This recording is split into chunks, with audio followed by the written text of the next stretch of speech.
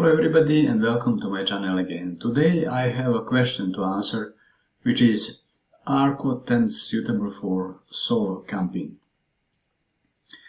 If you're not familiar with this concept, cot tent or tent cot is a structure that elevates you above ground, so you have a bed, which is a cot, and then there is a canopy, which is typically a tent or something similar to it. The featured picture that I show here in the post, which I'm using to answer this question, is a classic example from Camp-Right brand, one of the best known cot tents or tent cots on the market. So this is a folding design. Everything that you see here is pre-attached to each other. Now the question, are they suitable for solo camping? Actually, the majority of cot tents on the market are for solo use, but there are a few of them that are for two people as well. So here is one example of a two-person tent cot. This is Timber Ridge 2-person quick setup full fly cot tent. However, the number of these two-person cot tents is really small. There are just a few of them on the market. So most of them are for solo use, but are they really for solo camping? It's up to you. These structures offer comfort and convenience because you are above ground, which can be unpleasant if you sleep on it. It can be cold, you are above mud, above moisture that you normally always have on the ground and close to it, and you are partially protected from crawling insects simply by the fact that you are raised above the ground. But actually, practically all of them, or I would say there are some examples that are not well done, almost all of them offer full protection from insects, which means that you have a canopy that is connected to the bed and nothing can get inside. Then you have also climate control. Many of them have mesh areas for ventilation. They have windows, some of them on all four sides and so on. So if you enjoy camping solo, you can do this with a cot tent. There are several factors to consider, and this is weight and portability. And I can tell you there are cot tents or tent cots that are designed even for backpacking.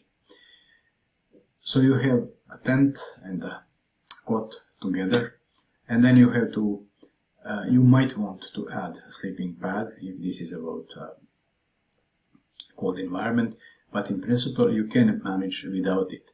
So you can then calculate the weight of such a combined bed and the tent, and compare this with the situation where you would have a separate tent, and in this case you would of course have to carry a sleeping pad. Typically, in one of the texts here in the site, I have provided some numbers, and you could say that typically you have a bit more weight when you carry a tent cot, but you also have more comfort. Now about alternatives. If you think that this is not for you, if this is too heavy, then of course you can consider traditional tents, but with tents you have to have a sleeping pad. Then there are hammocks.